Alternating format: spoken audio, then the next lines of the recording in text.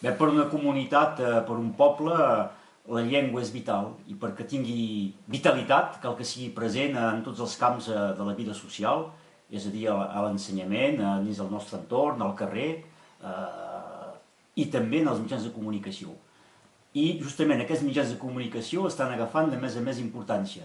Ara l'escola és sempre important, evidentment, però no té més el paper que tenia abans la religió, que ho tenia també dins la transmissió oral d'una llengua, té pas més el pes que tenia abans. Actualment, qui té més pes són els mitjans de comunicació.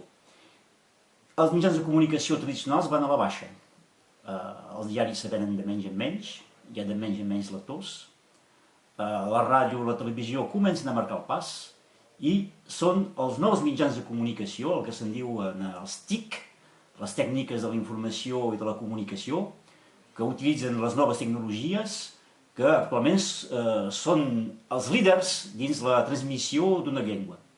D'aquest punt de vista, els catalans han apostat fort, sobretot els catalans del sud. Internet, se sap, les pàgines web, la presència de la llengua catalana és molt i molt important i passa per davant de moltes i moltes llengües més importants que la nostra. Els catalans del nord també, però una miqueta menys. Però cal dir que d'ençà que hi ha internet i que ens acostumem a teclejar sobre l'ordinador, mai els catalans del nord no havien escrit tant en català. Fins i tot podríem dir que en aquests 3 o 4 darrers anys els catalans del nord han escrit més en català que en tota la història de Catalunya Nord. Però cal matisar. Tot és pas guanyat. Cal que siguem de més en més presents, és una qüestió de sobrevida per a la nostra llengua. Llavors, si mirem a Catalunya Nord, a nivell de la premsa no hem guanyat res, hi ha l'statu quo.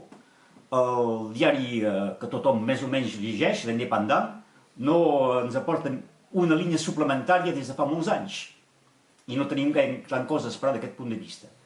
Del punt de vista de la ràdio i de la televisió pública i d'estat, fins i tot hi ha retrocés.